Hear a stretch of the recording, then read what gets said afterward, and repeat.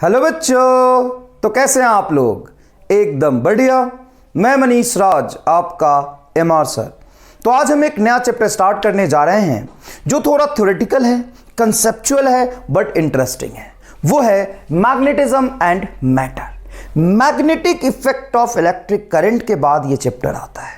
Magnetic effect of electric current में हमने magnetic field पढ़ा है, करंट कैरिंग वायर की वजह से उसके पैटर्न को, उसके वैल्यू को समझा है। यहां पे भी मैग्नेटिक फील्ड पढ़ेंगे, बट मैग्नेट की वजह से। बार मैग्नेट क्या होता है उसके बारे में पढ़ेंगे, बार मैग्नेट के मैग्नेटिक फील्ड के बारे में पढ़ेंगे, उसके वैल्यू और उसके मैग्नेटिक फील्ड का पैटर्न देखेंगे। उसके बाद किसी भी मटेरियल को जब मैग्नेटिक फील्ड में रखते हैं तो उसके मैग्नेटाइज्ड होने की प्रॉपर्टी पे बेस्ड डिफरेंट मैग्नेटिक मटेरियल्स होता है, उसके मैटर की प्रॉपर्टी के बारे में पढ़ेंगे। अर्थ मैग्नेटिज्म पढ़ेंगे, अर्थ का भी एक खुद का मैग्नेटिक फील्ड प्रोड्यूस होता है। तो इन सब चीजों को हम डिटेल में डिस्कस करेंगे। तो ये थोड़ा सा न्यूमेरिकल पॉइंट ऑफ व्यू से भी इंपॉर्टेंट है और थ्योरेटिकल पॉइंट ऑफ व्यू से ज्यादा इंपॉर्टेंट है, मैग्नेटिज्म एंड मैटर। तो आइए स्टार्ट करते हैं मैग्नेटिज्म एंड मैटर। बट इससे पहले थोड़ा सा इलेक्ट्रोस्टैटिक्स के बारे में हम रिवाइज करेंगे। रिवाइज नहीं करेंगे, बस इलेक्ट्रोस्टैट में हम सिर्फ ये नोटिस करेंगे कि हमने क्या क्या फिजिकल क्वांटिटी और कौन कौन सा टॉपिक पढ़ा है। बस क्लियर है? कौन कौन सा फिजिकल क्वांटिटी से हमने स्टार्ट किया था और कहां तक हमने खत्म किया, ये हम देखेंगे इलेक्ट्रोस्टैट में। उसके डिटेल कंसेप्ट के बारे में नहीं समझेंगे, बस बेसिक फॉर्मूला देखेंगे। क्योंकि ये जो चैप्टर है इसका 40% पार्ट इलेक्ट्रोस्टैटिक जैसा है। इलेक्ट्रोस्टैटिक के एनालॉजी से ही ये चैप्टर हम पढ़ते हैं, एनसीईआरटी में भी ऐसे ही गिवन है। तो आइए इलेक्ट्रोस्टैट हम लोग थोड़ा सा देखते हैं। इलेक्ट्रोस्टैटिक बताइए, सबसे पहला फिजिकल क्वांटिटी आपने इलेक्ट्रोस्टैट में क्या पढ़ा होगा, ये बताइए याद करके। सबसे पहला फिजिकल क्वांटिटी इलेक्ट्रोस्टैट में आपने क्या पढ़ा है? अच्छे से याद करिए। सबसे पहला फिजिकल क्वांटिटी इलेक्ट्रोस्टैट में आपने क्या पढ़ा है? याद करो बेटा, याद करो, याद आएगा। चार्ज पढ़ा है क्या? बिल्कुल सर, चार्ज पढ़ा है। चार्ज दो तरह के होते हैं, positive charge and negative charge. फिर इस चार्ज के प्रॉपर्टीज के बारे में पढ़ा था। चार्ज इनवेरिएंट होता है, कंजर्वेटिव होता है, क्वांटाइज्ड होता है, ये सारी चीजें आपने पढ़ा था। Charge can not exist without mass, but mass can exist without charge. Similar charge क्या करते हैं? Attract each other. Dissimilar charge repel each other, ये पढ़ा था। उसके बाद आपने चार्ज से निकलने वाले फील्ड लाइंस का पैटर्न पढ़ा था। पॉजिटिव चार्ज से इलेक्ट्रिक फील्ड लाइंस बाहर निकलता है। इलेक्ट्रिक फील्ड पढ़ने के बाद पढ़ा था, लेकिन पढ़ा तो था ना ऐसा यार। और निगेटिव पे टर्मिनेट हो जाता है। पॉजिटिव से निकलता है, निगेटिव पे खत्म हो जाता है। पॉजिटिव से निकलता है, निगेटिव पे खत्म हो जाता है। क्या ये क्लोज लूप बनाता है क्या? सॉरी गलत बना दिया। निगेटिव पे चार्ज पे फील्ड लाइंस आता हुआ दिखाई देगा। कि ये क्लोज लूप बनाता है क्या? क्या ये क्लोज लूप है? ये ना, इसका एरो इधर है देखो, और इसका एरो भी इधर ही है, तो क्लोज लूप ये नहीं बनाता है। क्लियर है? अच्छा, जब आप इलेक्ट्रोस्टैटिक फोर्स लिखते हो दो चार्ज के बीच में, तो क्या लिखते हो? F = K Q1 Q2 by R²। उस K की वैल्यू क्या होती है? उस सर K का वैल्यू होता है 1/4 पाई एप्सिलॉन नॉट। इसमें मेन आपका 1/एप्सिलॉन नॉट होता है कांस्टेंट, है ना। ये तो है ही, जो K की वैल्यू होती है 1/4 पाई एप्सिलॉन नॉट। ठीक है, दो चार्जेस के बीच में फोर्स की वैल्यू क्या लिखते हैं आप? दो चार्जेस के बीच में फोर्स की वैल्यू लिखते हैं ये वाला K constant, Q1 Q2 by R²। Clear है? अच्छा, इलेक्ट्रिक फील्ड कितना होता है? इलेक्ट्रिक फील्ड किसी Q चार्ज की वजह से, अगर वो पॉजिटिव चार्ज है तो उसकी वजह से इलेक्ट्रिक फील्ड कैसा होता है? वो होता है सर KQ/R²। अच्छा, किसी Q चार्ज को इलेक्ट्रिक फील्ड में रख देते हैं तो उस पर फोर्स कितना लगता है? सर वो लगता है F = Q × E। ये फोर्स ऑन चार्ज पार्टिकल है, किसी इलेक्ट्रिक फील्ड में रख देंगे तो। बस ये बेसिक बात है, हमने जो पढ़ा है। अच्छा, electric field vector physical quantity होता है। अवे फ्रॉम पॉजिटिव चार्ज, अरे वही बात जो यहाँ पे लिखा है, पॉजिटिव चार्ज से अवे है ना, देखो यहाँ पे अवे है ना, पॉजिटिव चार्ज से away from positive charge and towards negative charge. मैं कोई भी नई बात नहीं बता रहा आपको, पुरानी बात बता रहा हूँ। और पुरानी बात मैं इसलिए याद दिला रहा हूँ क्योंकि बार बार मुझे स्ट्रेस देना पड़ेगा उसी पुरानी बात पे, तो एक बार मैं समझाना चाह रहा हूँ आपको, ठीक है ना। चलो और बताओ, इलेक्ट्रोस्टैट में और क्या पढ़ा था तुमने? और इलेक्ट्रोस्टैट में क्या पढ़ा था? और सर हमने क्या पढ़ा था? ये पढ़ लिया फोर्स। डाइपोल मोमेंट पढ़ा था, डाइपोल मोमेंट पढ़ा था, electric dipole moment. Electric dipole moment क्या होता है? इलेक्ट्रिक डाइपोल मोमेंट बताओ। इसको P से रिप्रेजेंट करते हैं सर, ये वेक्टर होता है। एक पॉजिटिव और नेगेटिव चार्ज किसी L डिस्टेंस पे सेपरेटेड है तो उसका डाइपोल मोमेंट होता है चार्ज का मैग्नीट्यूड इनटू L वेक्टर। इसका जो डायरेक्शन होता है from negative to positive charge, from negative to positive charge, क्या इसका direction from negative to positive charge, ये डाइपोल मोमेंट है। अच्छा, इस डाइपोल मोमेंट की वजह से, इस डाइपोल को रख देते हैं कहीं पे, तो इसकी वजह से डाइपोल के एक्सिस पे जो इलेक्ट्रिक फील्ड होता है, एक्सिस ऑफ डाइपोल, वो क्या होता है? वो होता है 2kp/r³, याद करिए। और ये डाइपोल मोमेंट के अलोंग होता है ये इलेक्ट्रिक फील्ड। ओहो हो, इलेक्ट्रिक फील्ड इक्वेटोरियल लाइन पे किधर होता है? Perpendicular to the axis, perpendicular to the axis. तो परपेंडिकुलर टू द एक्सिस जो इलेक्ट्रिक फील्ड का पैटर्न होता है -kp/r³। ये मैं समझाने थोड़ी ना बैठूंगा क्यों होता है, ये होता है, आप तुमने डिटेल में पढ़ा है, जब पढ़ा था तो याद रखना है इसको, है ना। तो कितनी चीज़ पता है तुम्हें? चार्ज, फील्ड का पैटर्न, के, फोर्स, इलेक्ट्रिक फील्ड एंड इस फोर्स की वैल्यू बताई, ठीक है ना। डाइपोल मोमेंट बताया, ये बताया, इलेक्ट्रिक फील्ड बताया। अच्छा, अब 3 इंपॉर्टेंट चीजें मैं और बताऊंगा। Torque experience by the dipole in external electric field, क्या है वो है sir P vector cross E vector, P vector cross E vector. अच्छा, P cross E, potential energy is equal to -P vector dot E vector, याद आ रहा है एकदम। अच्छा, work done to rotate the dipole, work by field, conservative field है ना, work by conservative field, वो है PE। किसी थीटा 1 एंगल से थीटा 2 एंगल पे ले जाने में जो वर्क होता है वो होता है PE cos θ1 minus cos θ2, from θ1 to θ2, ये वर्क है। क्लियर है? तो ये सारी चीजें हमने यहां पे खत्म किया था, इलेक्ट्रोस्टैट का पहला पार्ट यहां से शुरू किया था, यहां पे खत्म किया था। अब एग्जैक्टली सेम पैटर्न में, अब यहां तक पढ़ने में इलेक्ट्रोस्टैट में तो बहुत ज्यादा टाइम लगा था, लेकिन यहां पे चूंकि एनालॉजी से हम लोग पढ़ेंगे और वही सारी चीजें हैं तो जल्दी जल्दी फटाफट यहां तक हम लोग पढ़ लेंगे। तो मैं इसको ड्राइव करूंगा, ऐसी बात नहीं है कि मैं कंपेयर करके टेबल बना के छोड़ दूंगा। अब यहां पे सिर्फ टर्म्स अलग होंगे, टर्मोलॉजी अलग होगा, उसका नाम अलग होगा, कंसेप्ट बिल्कुल सेम होगा।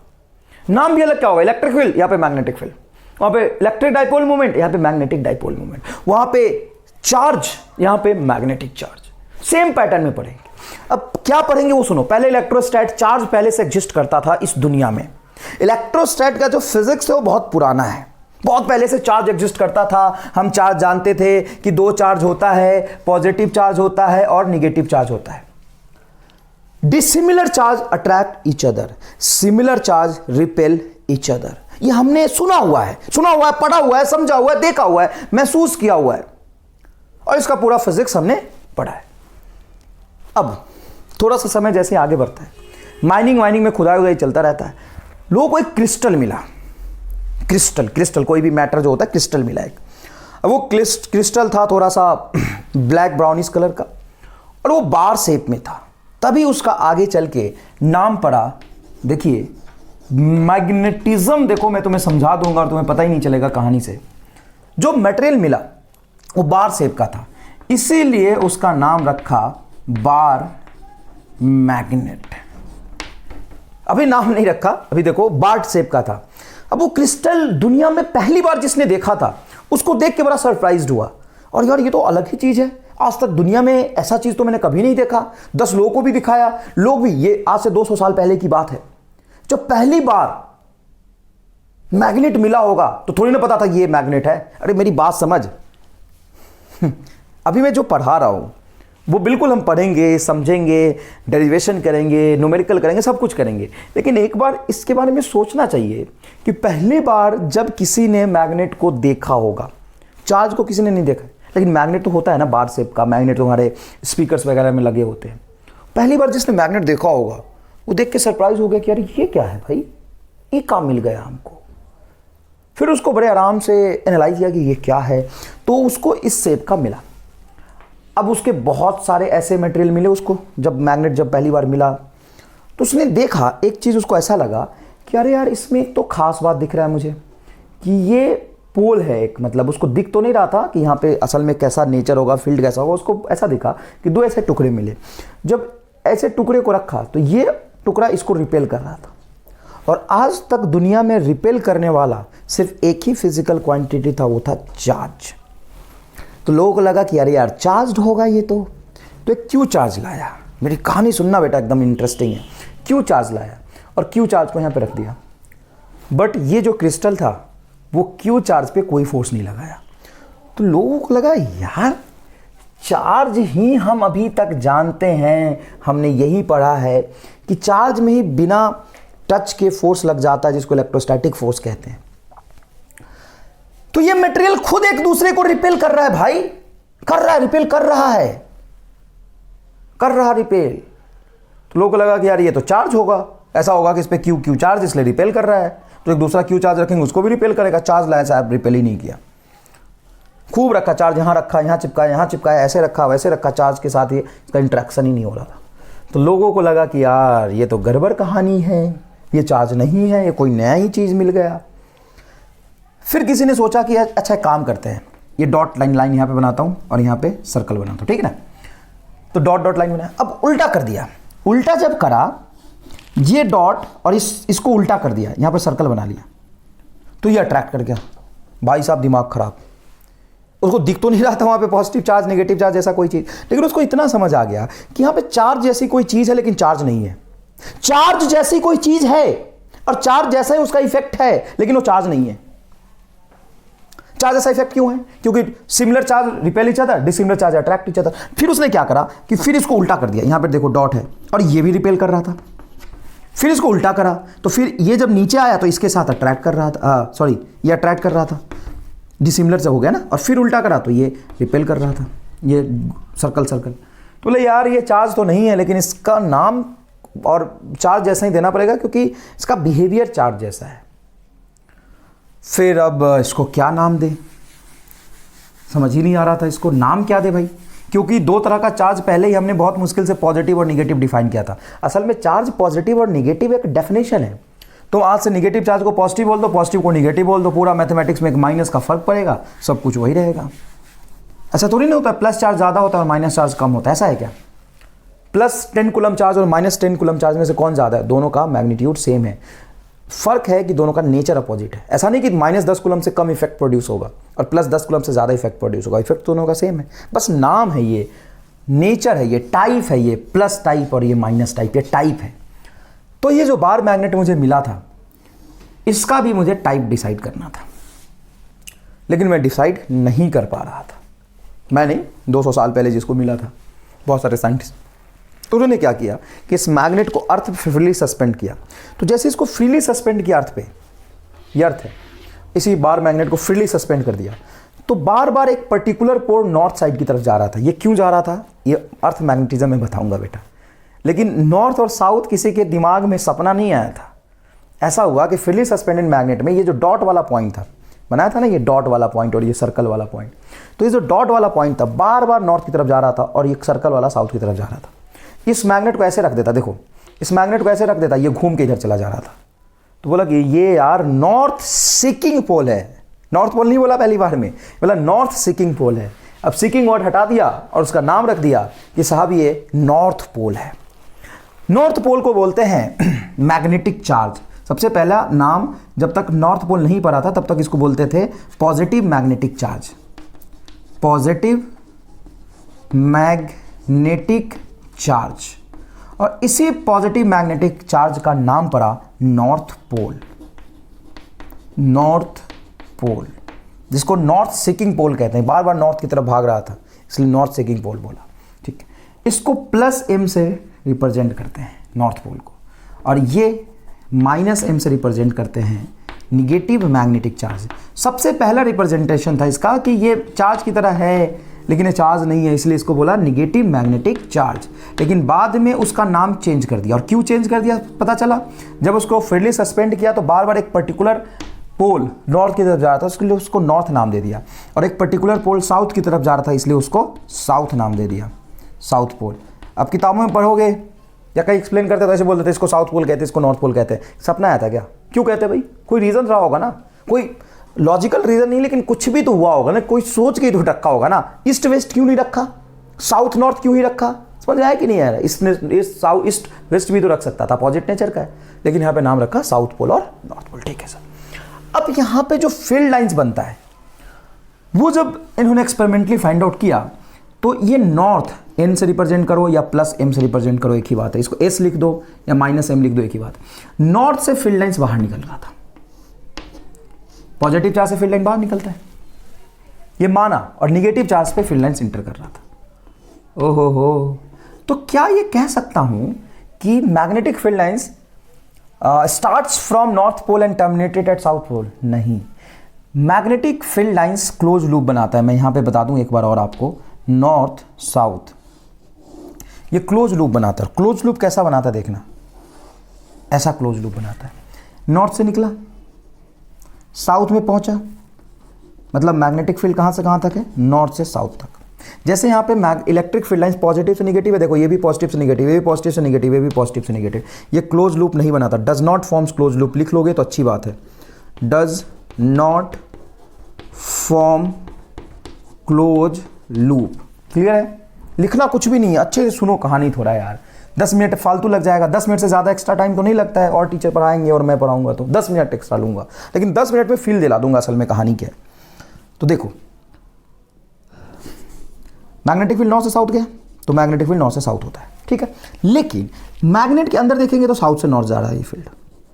मैग्नेटिक फील्ड लाइंस मैग्नेट के अंदर भी होता है और बाहर भी होता है, तो फील्ड लाइंस कहां से कहां जा रहा है? साउथ से नॉर्थ। अब मैग्नेटिक फील्ड लाइंस को मैं क्या कह सकता हूं? नॉर्थ पे से निकलता है और साउथ पे टर्मिनेट होता है। नहीं, नॉर्थ से निकला साउथ पे खत्म नहीं हुआ, क्लोज लूप बना रहा है, अंदर में साउथ से नॉर्थ होता है। तो आउटसाइड मैग्नेट, मैग्नेट के बाहर मैग्नेटिक फील्ड लाइंस नॉर्थ से साउथ होता है और मैग्नेट के अंदर साउथ से नॉर्थ होता है। इनसाइड मैग्नेट, क्या बेटा? इनसाइड मैग्नेट के अंदर ये कहानी है। बताओ एकदम फील के साथ आया कि नहीं आया समझ में? अब सुनो, अब डिटेल मैग्नेटिक फील्ड लाइंस क्या होता है वो अपन आगे पढ़ेंगे, क्योंकि और भी हमें चीज़ें पढ़नी है। यहाँ पे एनालॉजी सिर्फ फील्ड लाइंस पे ही खत्म हो गया है यहाँ पे स्पेस। आगे देखो, के की वैल्यू। तो असल में जो के हमने पढ़ा था, तुम्हें टेबल बनाते समय, मेरा स्पेस खत्म हो गया, लेकिन तुम्हें ऐसे टेबल बनाना है कि ये इसके साथ पैरेलल में आए। अब तुम मैनेज करो, इसको यहाँ लिखने के बाद इसको थोड़ा नीचे लिख लेना, लेकिन इसके सामने ही आना चाहिए। ध्यान से सुन लो अच्छे से। अब चलो मैं तुम्हें के का सिग्निफिकेंस यहाँ लिख देता हूँ, जगह है ना। तो यहाँ पे भी के होता है, लेकिन यहाँ पे के की वैल्यू होती है म्यू नॉट बटा 4 पाई। इस म्यू नॉट को अपन कहते हैं परमीएबिलिटी। इसका फिजिकल सिग्निफिकेंस क्या है वो भी मैं आपको समझाता हूँ। परमीएबिलिटी, ये तो magnetic effect of electric current में भी आपने पढ़ा है, म्यू नॉट होता है। परमीएबिलिटी मतलब परमीएबिलिटी, परमिशन की एबिलिटी, किसी भी फील्ड लाइन से कितना मैग्नेटिक फील्ड निकल पाएगा वो म्यू नॉट की वैल्यू बताता है। म्यू नॉट की वैल्यू मीडियम डिपेंडेंट है, डिफरेंट मीडियम के लिए परमीएबिलिटी अलग अलग होगा। डन? Okay sir. फोर्स, किसी भी दो मैग्नेटिक पोल के बीच में फोर्स कितना लगता है? तो अगर इसका पोल स्ट्रेंथ है स्मॉल m और इसका पोल स्ट्रेंथ है -m, तो इन दोनों के बीच में अगर फोर्स देखो r डिस्टेंस पे, तो होगा के की वैल्यू ये वाली आएगी, into m1 m2 by r square, m1 m2 by r square. Clear है क्या ये बात? ठीक है। फोर्स बताओ क्या होगा? फोर्स, तो फोर्स हो जाएगा तुम्हारा km by r square, km by r square. और r स्क्वायर आप समझते हैं ना कैसा वाला आएगा? बिल्कुल सर समझते हैं। अब नेक्स्ट पढ़ते हैं अपन डाइपोल मोमेंट। कौन सा dipole moment? Magnetic dipole moment. देखिए मैग्नेटिक, यहां पे क्या है? Electric dipole moment. हमें क्या पढ़ना है? Magnetic dipole moment. बताओ क्या होगा मैग्नेटिक डाइपोल मोमेंट? कोई भी नॉर्थ और साउथ पोल, दो पोल L डिस्टेंस से सेपरेटेड होगा, नॉर्थ पोल और साउथ पोल L डिस्टेंस पे सेपरेटेड होगा, तो इनका डाइपोल मोमेंट हो जाएगा। मान लीजिए इसका पोल स्ट्रेंथ है m और इसका है -m, तो इसका मैग्नेटिक डाइपोल मोमेंट को कैपिटल M से रिप्रेजेंट करते हैं। मैग्नेटिक डाइपोल मोमेंट को कैपिटल M से रिप्रेजेंट करते हैं, और इसका जो डायरेक्शन होता है वो साउथ से नॉर्थ की तरफ होगा, फ्रॉम साउथ टू नॉर्थ। तो इसका वैल्यू होगा pole strength into distance between the poles. Direction from south to north, है ना, या positive pole to negative pole. ठीक है सर, ये डाइपोल मोमेंट आ गया। अब यहां पे एक खास बात, अगर मैं इस मैग्नेट को तोड़ दूं, क्या करूं, मैग्नेट को तोड़ दूं, तो मैग्नेट को जब मैं इसको तोड़ दूंगा तो टूटने के बाद अपने आप यहां पे साउथ है, यहां पे नॉर्थ बन जाता है पोल। मोनोपोल कितनी भी कोशिश की गई, लेकिन मोनोपोल मैग्नेट का आज तक एग्जिस्ट ही नहीं किया। आप ये जहां पे नॉर्थ होगा तो उसके आसपास कहीं ना कहीं साउथ जरूर होगा। चार्ज का क्या है, क्या पॉजिटिव चार्ज है तो बोल सकते हो आसपास में कोई निगेटिव चार्ज कहीं नहीं है, मैंने एक पॉजिटिव चार्ज रख दिया बॉडी पे। एक निगेटिव चार्ज अकेला एग्जिस्ट कर सकता है किसी आइसोलेटेड सिस्टम में, पॉजिटिव चार्ज कर सकता है, बट मोनोपोल नहीं कर सकता। एक पोल हो ही नहीं सकता, नॉर्थ अकेला एग्जिस्ट कर नहीं सकता। Monopole does not exist, monopole does not exist. ये बहुत इंपॉर्टेंट बात है। हालांकि इसका कोई मैथमेटिकल प्रूफ नहीं है, बट आपको यह ध्यान रखना है कि मोनोपोल अकेला नॉर्थ और अकेला साउथ कहीं भी एग्जिस्ट नहीं कर सकता है। तुम कितने भी छोटे छोटे हिस्से में तोड़ने की कोशिश करोगे, north south north south north south north south north south का पेयर बनता जाएगा। अब इस मैग्नेटिक डाइपोल मोमेंट के एक्सिस पे अगर इलेक्ट्रिक फील्ड देखा जाए तो बहुत आसान है। क्या सर, 2km देखो 2km वेक्टर बटा r क्यूब, और इक्वेटोरियल लाइन पे देखा जाए तो होगा -km vector by r cube. देखो -kp by r cube same आएगा। ये मैं ड्राइव भी करूंगा, लेकिन देख रहे हो कि टर्मिनोलॉजी दोनों का क्या है, डिफरेंट है, लेकिन कंसेप्ट बिल्कुल सेम है, रिजल्ट सेम आता है। टॉर्क, किसी बार मैग्नेट को देखो, ये बार टाइप, चॉकलेट टाइप का इसका शेप होता है ना, बार चॉकलेट टाइप होता है, इसलिए इसको बार मैग्नेट बोलते हैं। टॉर्क की बात करेंगे तो टॉर्क होगा बेटा आपका m vector cross b vector. एक मिनट, m क्रॉस b, बिल्कुल ठीक है, टॉर्क होगा। और इसका मैग्नेटिक पोटेंशियल एनर्जी क्या होगा, पोटेंशियल एनर्जी होगा -m vector cross b vector, m vector dot b vector. Potential energy और टॉर्क का यूनिट सेम होता है, ये मैंने आपको समझाया भी था, और डायमेंशन भी सेम होता है, बट नेचर ये वेक्टर है इसलिए क्रॉस प्रोडक्ट है, ये स्केलर है इसलिए डॉट प्रोडक्ट है। वर्क डन की बात करेंगे तो यहाँ पे वर्क डन की जो वैल्यू आ जाएगी, क्या आ जाएगी, वर्क डन की जो वैल्यू आ जाएगी वो आ जाएगी mb cos θ1 माइनस cos θ2। लेकिन ये वर्क डन किसने किया है, by magnetic field, external result का नहीं है। θ1 से θ2 तक ले जाने में मैग्नेटिक फील्ड जो वर्क करेगा ये वर्क। तो आप देख पा रहे हैं कि यहाँ पे थोड़ा सा कंजेस्टेड हो गया है, लेकिन मुझे ये सिमेट्री के साथ एक ही बार में समझाना था। अब 1-2 लेक्चर में तो हम यही बात सारी करेंगे, ये बार मैग्नेट का, फिर से मैं आपको ये मैग्नेटिक मूवमेंट समझाऊंगा, मैग्नेटिक फील्ड पूरा डिटेल में पढ़ाऊंगा। लेकिन ये पैटर्न देखिए ना, सिमेट्री देखिए ना, दोनों में कंसेप्ट देखिए ना, उसका थ्योरी देखिए ना, उसका नाम अलग है, इलेक्ट्रिक की जगह पे मैग्नेटिक डाल दो, बस सारी चीज़ें वही हो जाएगी, सेम पैटर्न में सेम चीज़ें। तो आपको इस तरीके से ये याद रखना है और ये समझना है कि चैप्टर कंसेप्चुअल होगा लेकिन ईजी होगा। 40% चैप्टर तो तुम्हें समझ में आ गया कि ईजी होगा, क्यों, क्योंकि दोनों चीज़ें सेम है। जो पहले पढ़ा है उसी को रिवाइज करेंगे। डन, स्क्रीन पॉज करके अच्छे से लिखिए। नेक्स्ट देखिए बेटा, मैग्नेटिक फील्ड लाइंस को अब हम डिटेल में पढ़ेंगे। Different magnet current carrying wire की वजह से मैग्नेटिक फील्ड लाइंस का पैटर्न कैसा होगा ये देखेंगे। चलिए, मैग्नेटिक फील्ड लाइंस क्या होती है साहब, क्या मैग्नेटिक फील्ड लाइंस को हम देख सकते हैं? नहीं, ये एक इमेजिनरी लाइन है। Magnetic field lines are imaginary curves tangent at any point. उस लाइन के इमेजिनरी लाइन होता है मैग्नेटिक फील्ड लाइंस, उसके किसी पॉइंट पे टेंजेंट प्लॉट करते हैं तो वो मैग्नेटिक फील्ड का डायरेक्शन देता है। ठीक है सर, ये बात आपको ऐसा नहीं लग रहा, मान लीजिए ये फील्ड है, आपको ऐसा नहीं लग रहा कि मैंने ये सेम चीज आपको मूविंग चार्जेस एंड मैग्नेटिज्म में पढ़ाया था, magnetic effect of electric current, magnetic effect of electric current में पढ़ाया था, बिल्कुल पढ़ाया था। देखिए यहाँ पे टेंजेंट ड्रॉ करेंगे तो यहाँ पे जो फील्ड है वो इस डायरेक्शन में है, यहाँ पे टेंजेंट ड्रॉ करेंगे तो यहाँ पे फील्ड इस डायरेक्शन में होगा, और यहाँ पे टेंजेंट ड्रॉ करेंगे तो यहाँ पे फील्ड इस डायरेक्शन में होगा। क्या आपको समझ आया? ये कर्व्ड फील्ड लाइंस है। इसको आप अगर ऐसा पैटर्न है तो आप कह सकते हैं नॉन यूनिफॉर्म फील्ड लाइंस है। क्यों भाई? क्योंकि मैग्नेटिक फील्ड का डायरेक्शन देखिए क्या हो रहा है, चेंज हो रहा है। तो इसको क्या बोलेंगे आप? Non uniform field.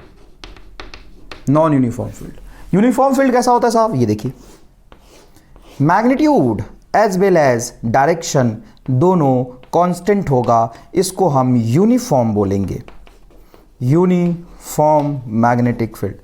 यहां पे मैग्नीट्यूड देखो इक्वली स्पेस्ड है, तो मैग्नीट्यूड सेम होगा, लेकिन डायरेक्शन हर इंस्टेंट पे क्या हो रहा है, चेंज हो रहा है ना। अच्छा, डायरेक्शन और देखो यहाँ पे मैग्नीट्यूड कांस्टेंट है कि चेंज हो रहा है, बताओ अच्छे से देख के, अच्छा पढ़ो।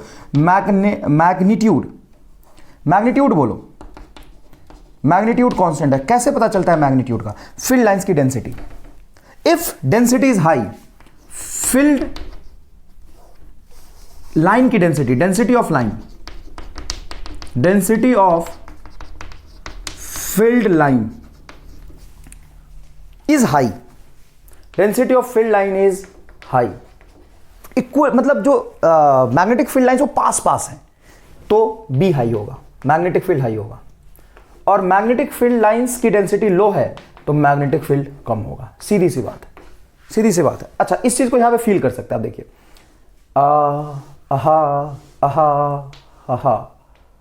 ये देखिए, तो यहां पे पास है, डेंसिटी हाई होगा, यहां पे डेंसिटी कम होगा।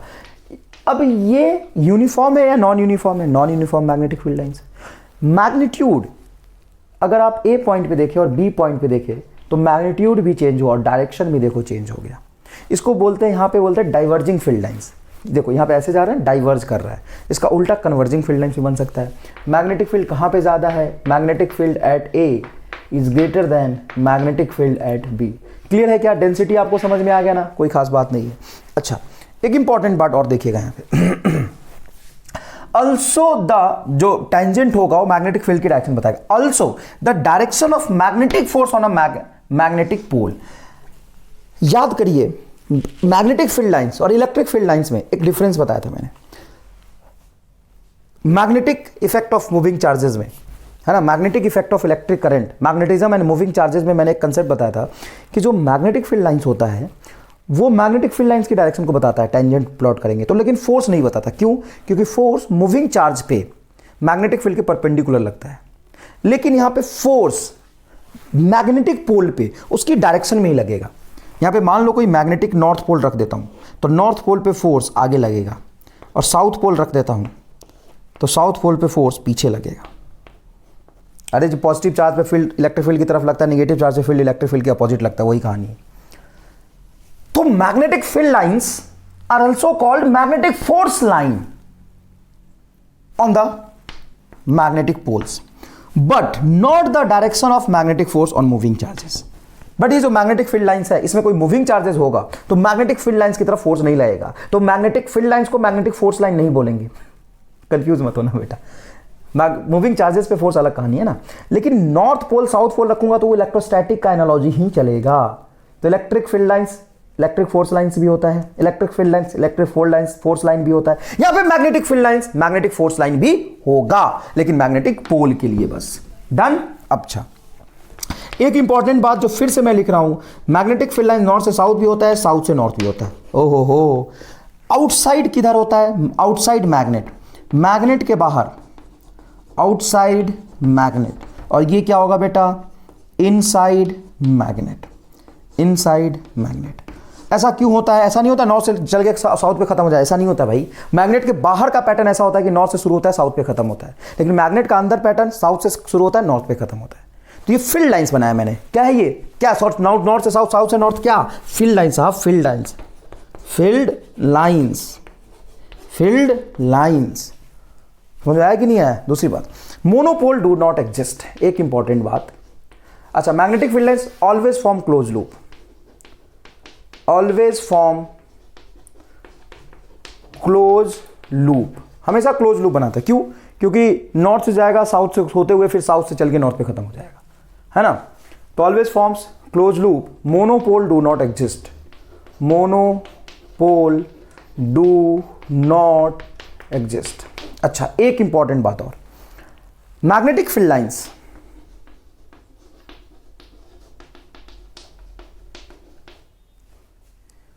field lines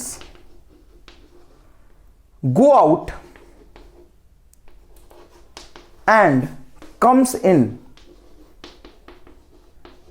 at any angle from magnet और टू मैग्नेट। यहां पे मैग्नेट की वजह से जो मैग्नेटिक फील्ड लाइंस का पैटर्न बनता है उसका कोई एंगल डिफाइन नहीं करते हम। जैसे अपन यहां पे अच्छे से बनाते हैं, एकदम नॉर्थ साउथ पोल बनाते हैं। ये नॉर्थ पोल है, ये साउथ पोल है, तो मैग्नेटिक फील्ड लाइंस का पैटर्न ऐसा होगा। देखो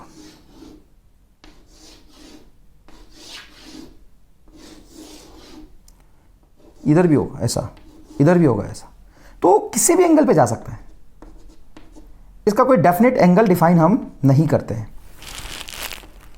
नॉर्थ से निकला, साउथ पे ख़त्म नहीं हुआ, अंदर गया, यहाँ पे ऐसे बना, फिर अंदर साउथ से नॉर्थ पे जाएगा, साउथ से नॉर्थ पे जाएगा। ये फील्ड लाइंस, ये खास बात है, किसी भी एंगल पे हो सकता है, ठीक है ना। अच्छा, वो कंडक्टर के भी किसी भी एंगल पे हो सकता है, कंडक्टर के परपेंडिकुलर होगा ये जरूरी नहीं है। अच्छा, magnetic field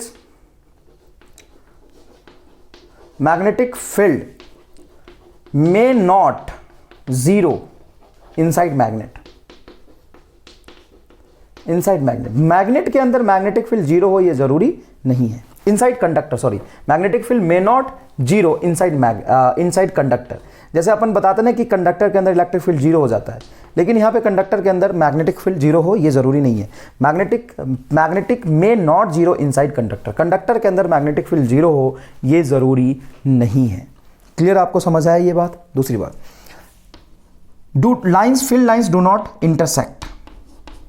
field lines do not intersect.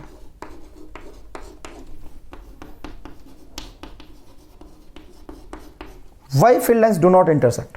क्योंकि जिस पॉइंट पे इंटरसेक्ट करेगा उस पॉइंट पे मल्टीपल डायरेक्शन हो जाएंगे, इसलिए वो फील्ड लाइन्स इंटरसेक्ट नहीं करते हैं। इसमें कोई खास बात नहीं है। तो कितनी प्रॉपर्टीज इसकी हो गई?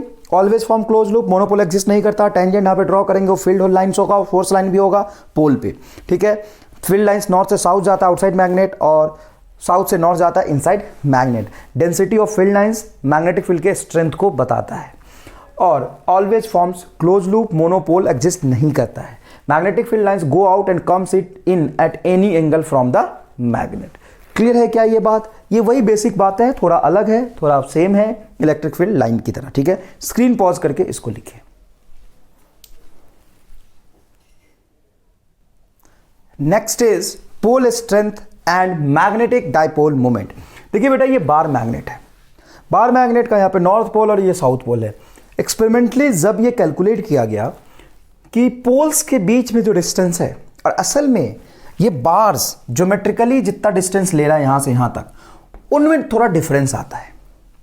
नॉर्मली मैग्नेट का लेंथ एल बोल देते हैं, लेकिन एक्सपेरिमेंटली फाइंड आउट किया गया कि पोल्स के बीच में जो डिस्टेंस होता है उसको कहते हैं मैग्नेटिक लेंथ। क्या बोलते बेटा? Magnetic length. और असल में बार मैग्नेट्स के एंड्स के बीच में जो डिस्टेंस होता है उसको बोलते हैं हम लोग geometric length. Geometric length.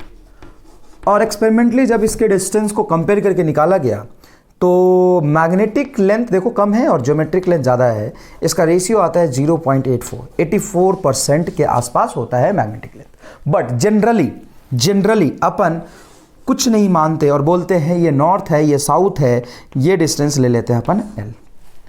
North pole का पोल स्ट्रेंथ प्लस एम हो गया, इसका पोल स्ट्रेंथ माइनस एम हो गया। ये जो पोल स्ट्रेंथ है ना, वो बार मैग्नेट के क्रॉस सेक्शनल एरिया पे डिपेंड करता है। ये 3 डायमेंशनल फिगर है ना, ये बार मैग्नेट, ये जो बार मैग्नेट है ना, ये जो बार मैग्नेट है, इसका ये क्रॉस सेक्शन 3 डायमेंशनल फिगर होना, ये क्रॉस सेक्शनल एरिया के प्रोपोर्शनल होता है। इतना एरिया जितना वो ये एरिया वाला पार्ट जितना मोटा होगा, इसका पोल स्ट्रेंथ उतना ज्यादा होगा। Pole strength is directly proportional to area. Directly proportional to area. Area जितना बड़ा होगा पोल स्ट्रेंथ उतना ज्यादा होगा। ठीक है सर, समझ आ गया। अच्छा, अब यहां पे 2 चीजें और समझना है आपको। एक बात, इसका जो मैग्नेटिक डाइपोल मोमेंट होगा एम वेक्टर, वो होगा इसका पोल स्ट्रेंथ इनटू इसका लेंथ एल। कौन सा लेंथ लेंगे? वो लेंथ गिवन होगा। ज्योमेट्रिक और मैग्नेटिक का मीन ले लेते हैं असल में। क्लियर है? ज्योमेट्रिक और मैग्नेटिक का मीन ले लेते हैं, तो ये होगा magnetic dipole moment. Magnetic dipole moment. अब एक बहुत ही लॉजिकल सी चीज़ समझा रहा हूँ, देखना किताबों में लिखा नहीं होता ये चीज़। ये पोल स्ट्रेंथ इनटू लेंथ लिखा है मैंने, चार्ज इनटू लेंथ ही तो होता है इलेक्ट्रिक डाइपोल मोमेंट। ये एरिया के प्रोपोर्शनल है, एरिया जितना ज़्यादा होगा ये उतना ज़्यादा होगा, और इनटू लेंथ लिख दिया तो एरिया इनटू लेंथ तो वॉल्यूम हो गया। यस, तो magnetic dipole moment is proportional to volume, और एकदम सही है, प्रोपोर्शनल टू वॉल्यूम। तो आप जब मैग्नेटिक डाइपोल मोमेंट कैलकुलेट करेंगे, कई बार ये इसको काट देते हैं, आधा काट देते हैं, बोले नया वाला मैग्नेटिक डाइपोल मोमेंट बताओ, ऐसे लैटरल काट देते हैं तो बताओ, तो आपको कुछ नहीं करना, आपको वॉल्यूम के प्रोपोर्शनल लिख लेना है direct. Magnetic dipole moment is proportional to volume. ये वेक्टर फिजिकल क्वांटिटी होता है मैग्नेटिक डाइपोल मोमेंट। इसका यूनिट क्या होगा, ये वेक्टर होता है, बिल्कुल सही बात है, ये वेक्टर होता है। इसका यूनिट क्या होगा, मैग्नेटिक डाइपोल मोमेंट होता है एम्पियर मीटर स्क्वायर। अब बोले सर एम्पियर कहाँ से आ गया, तो आपको ये याद रखना पड़ेगा कि मैग्नेटिक डाइपोल मोमेंट एमईसी में करंट इनटू एरिया वेक्टर हमने निकाला था, तो dimensionally ampere into metre square हो गया। तो पोल स्ट्रेंथ का क्या हो जाएगा, ये एम्पियर मीटर स्क्वायर, ये 1 मीटर है, तो मीटर से मीटर स्क्वायर कटेगा तो मीटर बनेगा, एम्पियर इनटू मीटर। तो जो पोल स्ट्रेंथ है डायरेक्टली प्रोपोर्शनल टू एरिया आपने लिखा है, ये स्केलर फिजिकल क्वांटिटी है। Pole strength scalar physical quantity होता है, ये इसका जैसे चार्ज स्केलर है, पोल स्ट्रेंथ भी स्केलर होगा। और ये जो पोल स्ट्रेंथ है इसका यूनिट कभी कभी पूछ लेते हैं, ये हो गया एम्पियर इनटू मीटर। ले पूरा लिख देता हूँ, एम्पियर इनटू मीटर। अब है cutting of bar magnet, cutting of bar magnet, cutting of bar magnet. Bar magnet को तो अब बार मैग्नेट है, जैसे मर्जी वैसे काट सकते हो, लेकिन जनरली इसको काटने का, सॉरी चॉकलेट, जनरली इसको काटने का 2 तरीका होता है। एक्सियल लेंथ पे काटते हैं, इसको एक्सिस बोलते हैं, है ना, इसको मैग्नेटिक एक्सिस बोलते हैं। दोनों पोल को मिलाने वाले लाइन को मैग्नेटिक एक्सिस बोलते हैं, मैग्नेटिक एक्सिस बोलते हैं। क्लियर, चल देख भाई। तो कटिंग ऑफ बार मैग्नेट, इसको 2 तरीके से काट सकते हैं। उसी बार मैग्नेट को काट रहा हूं, देख ये रहा आधा कटा है ना, और ये रहा आधा आधा काट दिया। तो इंडिविजुअल बार मैग्नेट का magnetic dipole moment capital M and नया वाला पोल स्ट्रेंथ क्या हो जाएगा। तो देखो जब काट के अलग किया तो लेंथ तो वही रहेगा साहब, लेंथ तो वही रहेगा ना भाई, लेंथ सेम रहा। अब एक बात यहां पे ध्यान से देखिए, आधा एरिया हो गया तो इसका पोल स्ट्रेंथ हो जाएगा m/2 और इसका पोल स्ट्रेंथ हो जाएगा m/2। तो पोल स्ट्रेंथ नया वाला हो गया m/2 क्योंकि एरिया आधा हो गया, क्रॉस सेक्शन एरिया। और मैग्नेटिक डाइपोल मोमेंट बताओ, तो मैग्नेटिक डाइपोल मोमेंट होता है प्रोपोर्शनल टू वॉल्यूम। और वैसे भी पोल स्ट्रेंथ इनटू लेंथ करोगे तो पोल स्ट्रेंथ एरिया आधा होने से आधा और लेंथ वही रहा, तो मैग्नेटिक डाइपोल मोमेंट भी क्या हो जाएगा m/2। क्लियर है। अच्छा, इसको काटने का एक दूसरा तरीका ये भी था, ज्यादा मोटा बन गया क्या, इसी वाले मैग्नेट को काट रहा हूं भाई। अब बताओ, पोल स्ट्रेंथ इंडिविजुअल मैग्नेट का m ही रहेगा, प्लस m माइनस m, ये हो जाएगा प्लस m माइनस m, यही तो खास बात है। पोल स्ट्रेंथ वही रहेगा, नया वाला जो पोल स्ट्रेंथ होगा वही रहेगा। मैग्नेटिक डाइपोल मोमेंट सब बताओ साहब, मैग्नेटिक डाइपोल मोमेंट हो जाएगा कैपिटल m/2 आधा। कैसे, लेंथ आधा हो गया, लेंथ आधा हो गया, तो लेंथ आधा होने से मैग्नेटिक डाइपोल मोमेंट इसका एग्जैक्टली हाफ हो जाएगा। बताओ ये एकदम फील आया कि नहीं आया। अब समझाएंगे किताबों में, चैप्टर्स में ये, और सवाल आपसे क्या पूछेंगे, देखिए कि एक बार मैग्नेट है, नॉर्थ पोल और साउथ पोल है, इसका मैग्नेटिक डाइपोल मोमेंट m है। क्लियर है। अब इसको काट दिया, कैसे, ऐसे, ये क्या कर रहा है यार। अब इसका पोल स्ट्रेंथ कैसे डिफाइन करोगे, जरूरत ही नहीं है। पोल स्ट्रेंथ पूछ कहाँ है आपसे, आपसे तो पूछ रहा है कि ये कट गया और एक पार्ट ये कट गया, है ना, समझ रहे हो ना। अब इसका इस पार्ट का मैग्नेटिक डाइपोल मोमेंट बताओ, मैग्नेटिक डाइपोल मोमेंट बोलो, बोलो रामलाल बोलो, मजा आएगा। अब m' बोलो, कुछ नहीं करना, ये रहा, इसी चीज़ के लिए तो बनाया था। Magnetic dipole moment proportional to volume, volume आधा हुआ ना, आधा होगा, दैट्स इट। नया वाला मैग्नेटिक डाइपोल मोमेंट आधा हो जाएगा और हमें कोई मतलब नहीं है दुनिया से, आधा हो जाएगा सर, देख लो। क्लियर है क्या, अच्छे समझ आया। Volume half. अब पोल स्ट्रेंथ कैसे डिफाइन करोगे, कहाँ चक्कर में पड़ो, तुमसे जो बोला वो करो ना भाई, है ना, पोल स्ट्रेंथ नहीं पूछेगा। क्लियर है? स्क्रीन पॉज करके लिखिए।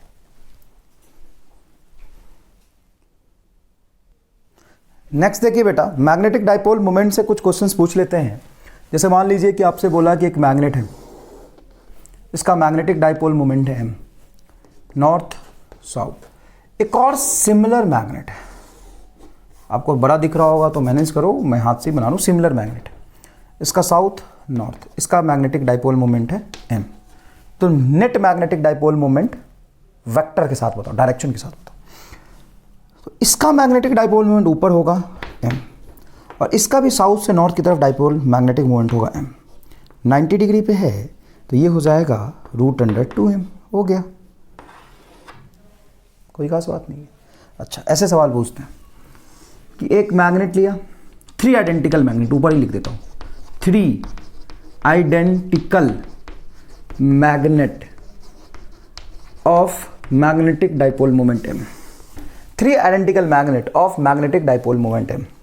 ठीक है, ये रहा साहब एक मैग्नेट, नॉर्थ साउथ। ये रहा एक मैग्नेट,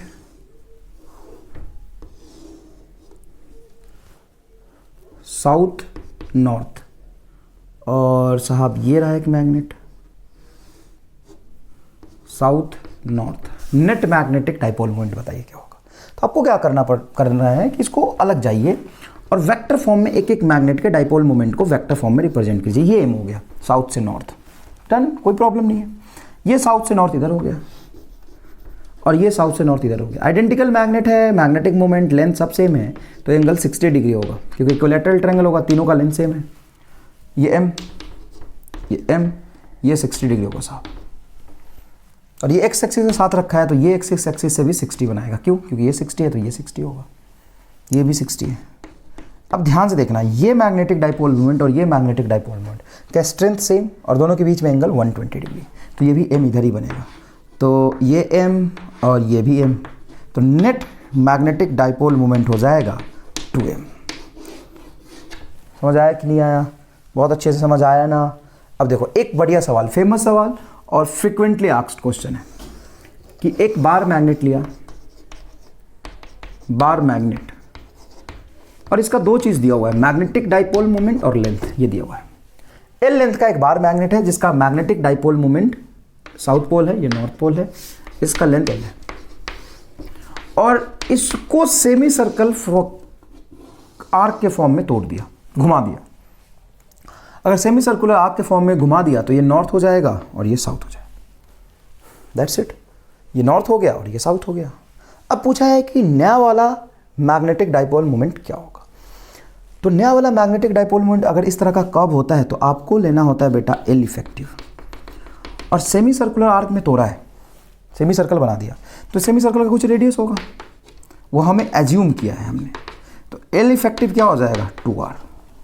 क्लियर है? तो इसका पोल स्ट्रेंथ तो वही रहेगा। तो इनिशियली एम इनिशियल जो मैग्नेटिक डाइपोल मोमेंट m था वो कितना होगा, तो इसका पोल स्ट्रेंथ m मान लो। समझना बेटा थोड़ा सा, पोल स्ट्रेंथ m मान लो, तो m इंटू एल होगा, इक्वेशन 1 हो गया। और सेमी सर्कुलर आर्क का जब फाइनल डाइपोल मोमेंट निकालोगे m डैश, तो वो होगा, पोल स्ट्रेंथ तो सेम ही रहा ना, इसके एरिया से कोई छेड़छाड़ नहीं किया, बस इसको सर्कुलर आर्क में तोड़ दिया, तो सेमी सर्कुलर आर्क बना दिया। तो magnetic dipole strength, magnetic pole strength है, और दोनों के बीच का लेंथ 2r। बट अब हमें r पता नहीं है, तो r कैसे निकालेंगे? सिंपल सी बात है, अगर इसका रेडियस r माने हो तो इसका सर्कमफ्रेंस कितना होगा, πr। सर्कमफ्रेंस इस मैग्नेट का लेंथ, और ओरिजिनल मैग्नेट का लेंथ क्या था, l। तो पाई इज इक्वल टू क्या होगा, सॉरी पाई क्या करोगे भाई, r निकालो, l बाई पाई। तो r इज इक्वल टू होगा l बाई पाई, तो यहाँ पे r को रख दो l बाई पाई। तो m dash is equal to 2m l by pi. और इक्वेशन नंबर 1 से इस ml को क्या लिख सकते हो, पहले वाला कैपिटल M। तो जवाब क्या होगा, 2 times of capital M by pi, ये आएगा, है ना। तो मैग्नेटिक डाइपोल मोमेंट, इस बार मैग्नेट जिसका लेंथ L है वो M है, अगर उसी बार मैग्नेट जिसका लेंथ L है उसको आप सेमी सर्कुलर आर्क में तोड़ देते हो तो उसका नया वाला मैग्नेटिक डाइपोल मोमेंट हो जाएगा 2m by pi, 2m by pi. Clear है क्या? समझ आया क्या हो जाएगा? Yes sir, 2m by pi हो जाएगा। बहुत अच्छे समझ आ गया, ये क्वेश्चन है। अच्छा, मैं आपसे एक इलेक्ट्रोस्टैट का सवाल पूछता हूँ। मान लो मैग्नेटिज्म में डाइपोल मोमेंट में वो सवाल नहीं बनता है, लेकिन डाइपोल मोमेंट में पढ़ा रहा था, यहाँ पे बहुत लिमिटेड सवाल बनता है। क्यों? क्योंकि मोनोपोल एग्जिस्ट नहीं करता। अब चार्ज को, पॉजिटिव चार्ज और नेगेटिव चार्ज को किसी तरीके से अब तुम्हारी मर्जी है, तुम डिस्ट्रीब्यूट करा सकते हो, लेकिन यहाँ पे मैग्नेट ही होगा भाई। नॉर्थ पोल और साउथ पोल हाइपोथेटिकल नहीं हो सकता है, ठीक है ना। अब देखो, अगर तुमसे ऐसा सवाल पूछा, और सवाल बनाने को आईआईटी में कुछ भी बना सकता है, ये भी ध्यान रखिएगा। मोनोपोल एग्जिस्ट नहीं करता है, लेकिन सवाल तो बना सकता है। अरे सोच के कुछ भी से कुछ बनाया जा सकता है ना। सवाल तो फिजिकली सही हो ये ज़रूरी नहीं है, बट तो कंसेप्चुअली उसको आपको सॉल्व करना आना चाहिए। यहाँ पे आप पोल स्ट्रेंथ मोनोपोल एग्जिस्ट नहीं करता है, लेकिन मोनोपोल की वजह से मैग्नेटिक फील्ड लिख रहे हो कि नहीं लिख रहे हो। आर डिस्टेंस पे अगर ये नॉर्थ मोनोपोल है, पॉजिटिव एम है, तो इसका मैग्नेटिक फील्ड आप लिख रहे हो ना, B is equal to k small M by R square, ये तो लिख रहे हो। मोनोपोल एग्जिस्ट करता है क्या? नहीं। जब भी होगा यहाँ पे साउथ भी होगा तो नेट फील्ड तो कुछ और आएगा, लेकिन जब अगर होगा एम, हाइपोथेटिकली एज्यूम करोगे तो फील्ड तो इतना ही आएगा ना यहाँ पे। क्लियर है? उसी तरीके से मान लो यहाँ पे अगर एक सवाल तुमसे पूछा जाए कि ये पॉजिटिव चार्ज है, आईआईटी में भी आईआईटी में ऐसा पूछ सकता है सवाल, बेटा ध्यान से देखिएगा, और ये नेगेटिव चार्ज डाल दिया, इसका डाइपोल मोमेंट बताइए क्या होगा। डाइपोल मोमेंट सर कुछ तो बताओ, रेडियस। हाँ रेडियस बता देता हूँ। एक सर्कल के ऊपर अपर आधे हिस्से में पॉजिटिव क्यू चार्ज रख दिया और सर्कल के आधे हिस्से में माइनस क्यू चार्ज रख दिया, कि ये डाइपोल बन रहा है। यस, और ये डाइपोल बनेगा ऊपर की तरफ, और इसका इलेक्ट्रोस्टैटिक डाइपोल मोमेंट होगा चार्ज इनटू क्या होगा? क्या होगा सर, क्या होगा? 4r/π होगा। ये सर रट के आए हो आप? नहीं रट के आए हो, मैंने यहाँ पे निकाल लिया है, और निकालने का लॉजिक क्या है ये मैं अभी नहीं बताऊँगा, नेक्स्ट क्लास में बताऊँगा। आप मुझे बता सकते हो तो कमेंट करके बताओ, या कुछ करके कैसे भी मुझे बताओ ये कैसे आया। और ये बिल्कुल डाइपोल बन रहा है। डाइपोल बनने के लिए पहला कंडीशन होता है कि नेट चार्ज सिस्टम का जीरो होना चाहिए, तो जितना पॉजिटिव क्यू ऊपर है उतना ही नेगेटिव क्यू नीचे है, तो नेट चार्ज क्या हो जाएगा इसका? जीरो। तो डाइपोल मूवमेंट का ये बिल्कुल सही जवाब है। तो मैग्नेटिज्म में भी ऐसा बना सकता है, बोल देगा कि पॉजिटिव साउथ पोल को यहाँ से यहाँ तक रख दिया, पॉजिटिव नॉर्थ पोल को रख दिया, नेगेटिव साउथ पोल को यहाँ रख दिया, आर रेडियस पे से डिस्ट्रीब्यूट कर दिया, तो बताइए इसका मैग्नेटिक डाइपोल मोमेंट ये होगा 4mr/π। 4mr/π। क्लियर है? स्क्रीन पॉज करके यहाँ तक लिखिए। नेक्स्ट लेक्चर में मैग्नेटिक डाइपोल मोमेंट की वजह से मैग्नेटिक फील्ड का पैटर्न देखेंगे। क्लियर है? स्क्रीन पॉज करके लिखिए बेटा।